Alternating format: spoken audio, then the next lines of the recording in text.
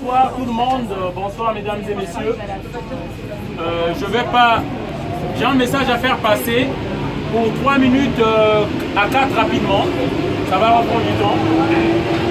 Le message que je tiens à faire passer, c'est par rapport à l'immigration.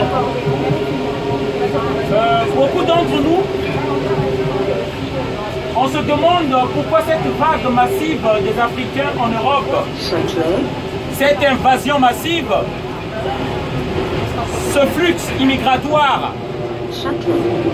Et à la télé, aux médias, on nous fait comprendre les migrants tout le temps. Mais ce que nous oublions, les migrants, c'est d'abord des hommes et des femmes qui fuient des conflits, qui sont organisés par les grands de ce monde. Pourquoi je le dis? Parce que je suis une preuve moi-même de l'immigration, parce que j'ai jamais voulu quitter mon pays. J'ai jamais voulu quitter le Congo. Le Congo-Brazzaville, c'est un pays de 4 500 000 habitants à peine. On a beaucoup de pétrole, on a de l'or, on a du bois, on a toutes les richesses qu'il faut.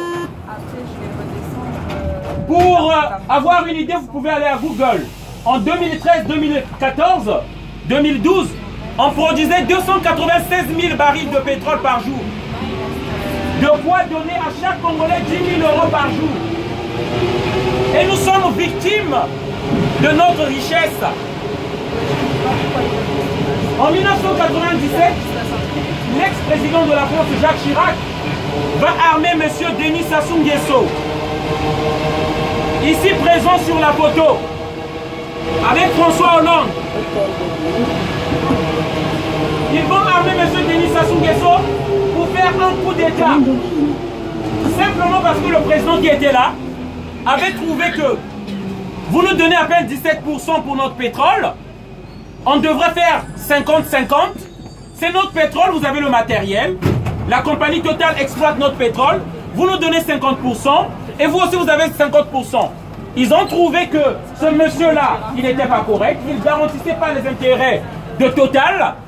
Et ils ont armé un psychopathe pour faire un coup d'État, pour enlever un président démocratiquement élu. C'est ça la politique extérieure de la France. C'est ça qu'on appelle la France-Afrique. Une relation des criminels, des élus français qui donnent des armes à des dictateurs pour faire des coups d'État, qui encouragent des criminels en Afrique pour faire des coups d'État. Et ça, j'aimerais que vous le sachiez. On ne vous montrera jamais ça à la télévision, parce que les télévisions et les médias sont tenus par les mêmes milliardaires et les multinationales qui exploitent l'Afrique. Et je suis la preuve, je dis bien. En 97, j'étais encore dans mon pays jusqu'à ce qu'on vienne ici. Les Africains ne sont pas derrière toujours votre camembert, votre système social. Mais nous fouillons les armes et les bombes. Une personne qui est bien dans sa tête n'aimerait pas voir grandir ses enfants dans une société de guerre. C'est aussi simple que ça. Donc le message que je tenais à faire passer est très important. Il faut savoir, avant tout, on a les nazis. Hitler, c'était les méchants de l'histoire.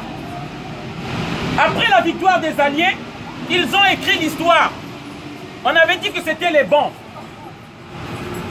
Mais actuellement, les bons d'hier, les bons, les Alliés, ils deviennent les méchants d'aujourd'hui. Simplement, ils sont les agresseurs des pays souverains avec des motifs fallacieux, que nous partons défendre les droits de l'homme, que nous partons pour protéger les citoyens français au Mali. Au Mali, vous êtes là-bas, vous protégez les citoyens français en quoi? Mais ce qu'on ne nous dit pas, qu'il y a de l'or au Mali, ce qu'on ne nous dit pas, qu'on a découvert du pétrole au Mali. Voilà. Les colonisateurs, les impérialistes, les dictateurs de ce monde, sous prétexte, comme j'ai dit, fallacieuse, de protéger les Français, de protéger leur liberté. Ils envahissent des États souverains. Pourquoi Gbagbo est en prison pour la Côte d'Ivoire? Parce qu'il avait dit non à Sarkozy. C'est pourquoi Gbagbo est en prison. Et ça, j'aimerais que vous le sachiez. Voilà. Donc, ils organisent des exodes massifs des populations. Ce qui est l'immigration. Pendant que nous, on fuit les guerres qu'ils organisent dans nos pays, ils sont là à signer des contrats de pétrole, les contrats de l'or. Je prends le cas de la RDC. La RDC, c'est la plus grande catastrophe de l'humanité. Ce n'est pas la Syrie, c'est la RDC. Pour les intérêts des Américains, pour les intérêts des Belges, des États soi-disant des droits de l'homme, agressent des pays faibles. Voilà ce qui se passe actuellement dans notre monde et que nous devons défendre tous. Parce que nous sommes les premières victimes, nous les populations, nous sommes les premières victimes de cette politique. C'est pourquoi j'appelle à un éveil. L'immigration est organisée. Voilà.